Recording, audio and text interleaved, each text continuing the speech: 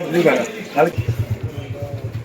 कि आज हमारे बाज़ार में जो है वो एक सुनहरी की दुकान पे जो है, गोल्ड की दुकान पे जो है चोरी हुई और काफ़ी उनका नुकसान हुआ। लेकिन अफसोस की बात यह है कि जिस तरीके से चोरियां जो हैं, चोरियों की वारदातें जो हैं बढ़ रही हैं। सुनने में आया आज रात को एक बाइक भी चोरी हुआ, उससे पहले भी एक दुकान में चोरी हुई इसी हफ्ते में। तो हमने अभी यहाँ पे डीएसपी साहब भी आए थे, एसएचओ साहब भी आए थे।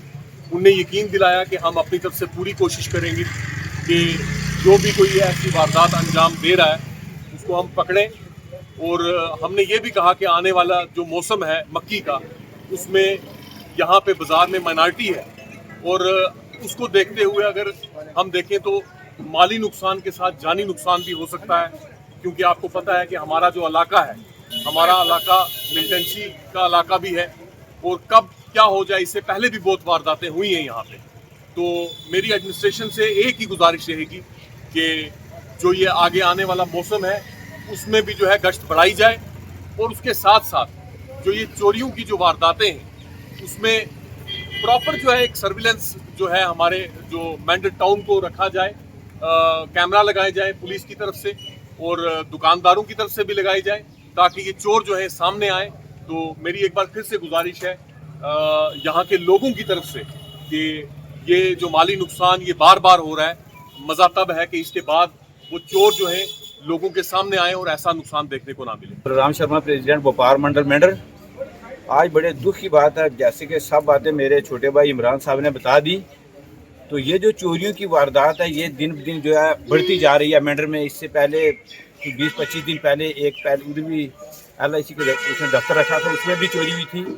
तो उसके बाद जो पुलिस ने थोड़ी सी गश्त तेज कर दी, लेकिन मैंने कहा था कि जो हर चौक है, एक एक चौक में जो है 2-2 आदमी, क्योंकि पुलिस की भी हम इनके पास कमी है, तो एक एक चौक में सिर्फ 2-2 आदमी, साथ में 2 आदमी CRP के, तो हर चौक में जो है 2-2 आदमी होने चाहिए। अब जैसे कि ये हमारे मास्टर विजय कुमार जी हैं, इन्होंने जो रिटायरमेंट से जो पूंजी लाई थी वो सारी इसी छाप के ऊपर लाई थी।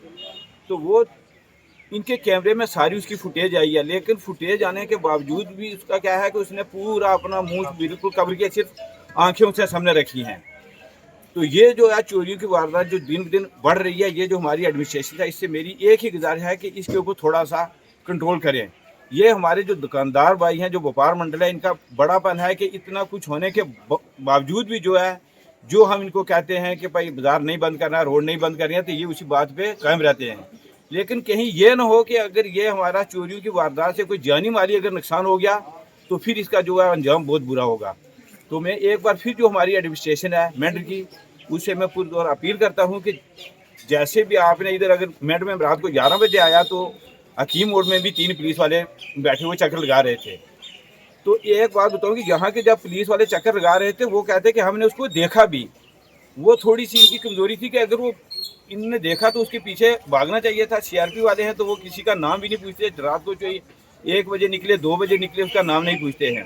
लेकिन मैं पुलिस से यही कहता हूँ कि 11 बजे से लेकर सुबह 4 बजे तक कोई भी आदमी अगर आपको मिले, उसका नाम पूछो तो उसको सीधा थाने में ले जाओ, क्योंकि 11 बजे से लेकर सुबह 4 बजे तक बिल्कुल कोई भी आदमी जो है बाजार में नहीं घूमना चाहिए। इससे ज़्यादा कुछ नहीं कहूँगा मैं। Vijay Kumar, retired master. अभी 2 ही साल हुए हैं मुझे रिटायर हुए। तो मैं जो भी पूंजी मुझे मिली थी रिटायरमेंट की, जो ग्रेजुएटी वगैरह है, कम्यूट है, वो सभी मैंने ली। और चलो मेरा बेटा भी, उसने ट्रेनिंग भी की हुई है मेडिकल असिस्टेंट की, एक्सरे असिस्टेंट की, तो वो भी ऐसे ही था अनएम्प्लॉयड, तो उसको मैंने साथ रखा और एक दुकान अभी डाली है। तो आज रात हम दुकान बंद करके शाम को गए कल, तो सुबह मुझे फ़ोन आता है 2:40 पर कि मैम पुलिस वाले बोल रहे हैं, अब गश्त वाले, तो आपकी दुकान की चोरी हुई है। तो हम आए, फिर मैंने भाई को, भतीजों को फ़ोन किया, वो भी आ गए। तो आगे देखा कि पुलिस वाले बोल रहे हैं कि ये दुकान की आपकी चोरी होगी। हमने फिर कुछ छेड़ा नहीं, फिर सचिव साहब को फ़ोन किया, व्यापार मंडल प्रेसिडेंट अपने बलराम शर्मा जी को फ़ोन किया। फिर इतनी देर में सचिव साहब भी आ गए, उन्होंने कोई देरी नहीं की। फिर उन्होंने कहा कि उन्होंने भी आगे पीछे जाके वीडियो फुटिंग हमारी पूरी उसने देखी। उसका एक था कि उसने अपनी बॉडी को पूरा कवर किया हुआ है, जैसे बुरका टाइप है या पूरा ग्लोव लगा के पूरी तैयारी करके आया था वो। तो फुटिंग देखी, फिर सचिव साहब ने बोला कि मैं फॉरेंसिक टीम को बुला रहा हूँ पुंछ से, तो वो पुंछ से आए, अभी अभी आए और उन्होंने किया अपना जो भी करना था। तो फिर एसडीपीओ साहब भी आ गए, व्यापार मंडल वालों ने तब तक दुकानों नहीं खोली, सब खड़े रहे, यहाँ हमारे साथ रहे, उनका भी बहुत बहुत शुक्रिया करता हूँ। फिर लास्ट में डीएसपी साहब ने मुझे आश्वासन दिया कि मैं आपके बेटे जैसा हूँ और मैं आपको इंश्योरेंस देता हूँ, ये पूरी इंश्योरेंस देता हूँ कि मैं आपकी पूरी तहकीकात करके चोर को सामने लाऊंगा। और एक हफ्ते का उन्होंने टाइम दिया और मैं उनसे ये रिक्वेस्ट भी करता हूँ और सिविल एडमिनिस्ट्रेशन को भी रिक्वेस्ट करता हूँ कि आने वाला जो मौसम है ये मक्की वगैरह का है, तो बाज़ार का खासकर मोहल्लों का भी ध्यान रखें, वहाँ गश्त को बढ़ाएं, मोहल्लों में भी गश्त होनी चाहिए। रात के 10-11 बजे के बाद जो भी आदमी ट्रैवल करता है, मार्केट में आता है, अस्पताल जाता है, कहीं भी जाता है, तो उसकी पूछताछ हो वो कहाँ आया है, कहाँ जा रहा है। तो ये लाइट सिस्टम जो मेंटेन में ख़राब ही पड़ा है, यहाँ लाइट की वजह से पूरा हमें वो मिला नहीं उसका फेस। अगर लाइट होती आगे पीछे या स्ट्रीट लाइटें जो बंद हुई हैं ये होती हैं तो शायद उसका हमें पता चल जाता। फिर भी आश्वासन जो दिया है वो डीएसपी साहब ने, वो हम उसको स्वीकार करते हैं और ये उम्मीद करते हैं कि वो हमारी इसमें पूरी मदद करेंगे और चोर को हमारे हवाले करेंगे और जो पूंजी हमारी लॉस हुई है उसका भी भरपाई करेंगे।